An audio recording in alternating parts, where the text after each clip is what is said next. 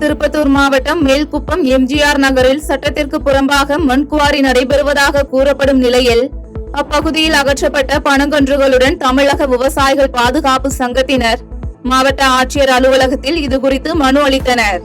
மனுவை பெற்றுக்கொண்ட மாவட்ட ஆட்சியர் சிவசவுந்தரவல்லி பனங்கன்றுகளை அகற்றியவர்கள் மீது உடனடி நடவடிக்கை எடுத்து வழக்கு பதிவு செய்யுமாறு உத்தரவிட்டார்.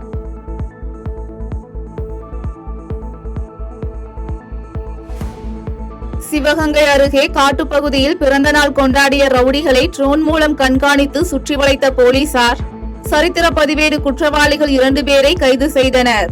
தொடர்ந்து குற்றவாளிகளிடமிருந்து 2 வாள்கள், 5 இருசக்கர வாகனங்கள் மற்றும் தடை செய்யப்பட்ட பொருட்களை பறிமுதல் செய்த போலீசார் இதுகுறித்து விசாரணை மேற்கொண்டு வருகின்றனர்.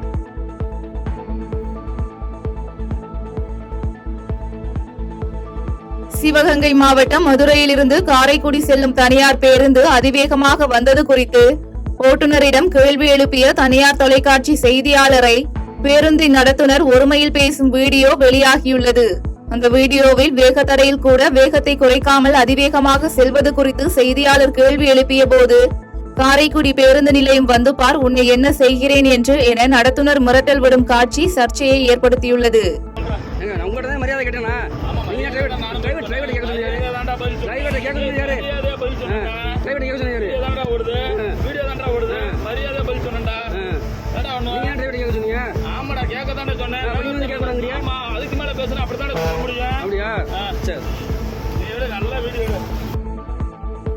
புதுச்சேரி நாவர்குளம் பகுதியில் கனமழையின் போது ஏற்பட்ட இடி காரணமாக ஷகீதா பானு என்பவரின் வீட்டின் மாடி சுவர் இடிந்து சேதமடைந்தது.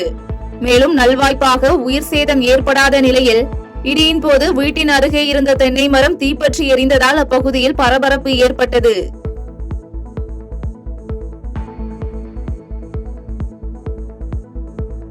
நெல்லை மாவட்டம் திசையன்விளை பகுதியை சேர்ந்த தனுஷ் என்ற இளைஞர் அருந்து விழுந்த மின்சார வயரை அப்புறப்படுத்த முயன்ற போது மின்சாரம் தாக்கி உயிரிழந்த சம்பவம் சோகத்தை ஏற்படுத்தியுள்ளது. இதனையடுத்து உயிரிழந்த இளைஞரின் உடல் பிரேத பரிசோதனைக்காக நெல்லை அரசு மருத்துவமனைக்கு அனுப்பி வைக்கப்பட்ட நிலையில் திசையன்விளை காவல் நிலைய போலீசார் இறப்பு குறித்து விசாரணை மேற்கொண்டு வருகின்றனர்.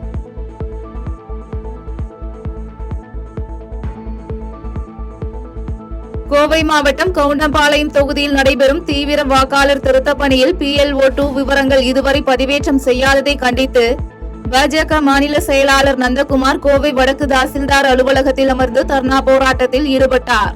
இதுகுறித்து செய்தியாளர்களை சந்தித்த அவர், சம்பந்தப்பட்ட தொகுதியில் பாஜக வாக்காளர்களை மட்டும் பதிவேற்றம் செய்யாமல் அதிகாரிகள் செயல்பட்டு வருவதாக குற்றம் சாட்டினார். ஒண்ணுமே இல்ல, பாஸ்வேர்டு இல்ல அப்படிங்கிற ஒரு காரணத்தை சொல்லி அவாய்ட் பண்றாங்க. இந்த மாதிரி யாருடைய தூண்டுதல்ல இப்படிப்பட்ட ஒரு சம்பவம் நடந்துட்டு இருக்கு அப்படிங்கறது தெரியல.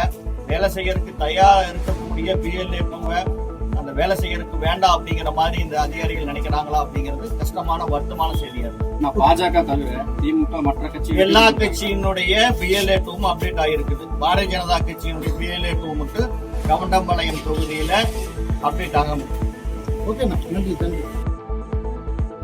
சென்னை பள்ளிக்கரணையில் அமைந்துள்ள அற்புத குழந்தை இயேசு ஆலயத்தில் அர்ச்சிப்பு பெருவிழா வெகு விமர்சையாக நடைபெற்றது. இந்த அர்ச்சிப்பு பெருவிழாவில் ஆயர்கள், குருக்கள், கன்னியாஸ்திரிகள் மற்றும் பள்ளிக்கரணை சுற்றுப்பகுதியில் இருந்து கிறிஸ்தவ பொதுமக்கள் அதிக அளவில் கலந்து கொண்டு சிறப்பித்தனர்.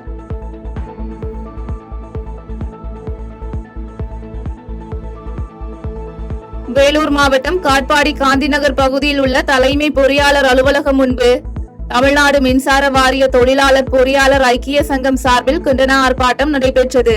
இந்த ஆர்ப்பாட்டத்தில் பழைய ஓய்வூதிய திட்டத்தை அமல்படுத்துதல், மின்வாரியத்தில் காலியாக உள்ள 47,600 காலி பணியிடங்களை உடனடியாக நிரப்புதல் உள்ளிட்ட பல்வேறு கோரிக்கைகள் முன்னிறுத்தப்பட்டது.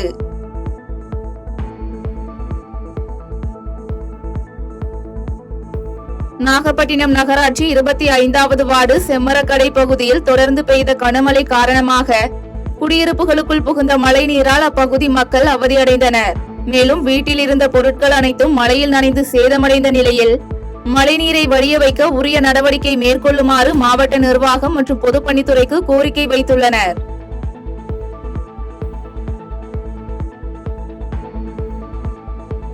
குமரி மாவட்டம் தேங்காய்பட்டினம் பகுதியில் உள்ள தனியார் நகை அடகு கடை வங்கியில் பொதுமக்கள் அடகு வைத்த நகைகளை வேறு நபர்கள் பெயரில் அதிக தொகைக்கு அடகு வைத்து மோசடி செய்ததாக குற்றம் சாட்டிய வாடிக்கையாளர்கள் வங்கி முன் குவிந்து போராட்டத்தில் ஈடுபட்டனர்.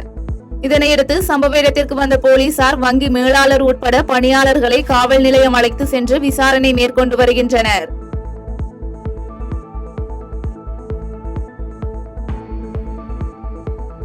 செய்திகளை உடனுக்குடன் தெரிந்து கொள்ள கீழ்கண்ட கேபிள் மற்றும் டிடிஎச் நெட்வொர்க்குகளில் எம்நாடு செய்தி தொலைக்காட்சியை காணுங்கள். பாதகம் செய்பவரை கண்டால் நாம் பயம் கொள்ளலாகாது பாப்பா. மோதி மிதித்துவிடு பாப்பா, அவர் முகத்தில் உமிழ்ந்து விடு பாப்பா. அண்மை செய்திகளை உடனுக்குடன் தெரிந்து கொள்ள இணைந்திருங்கள் எம்நாடு தொலைக்காட்சியுடன்.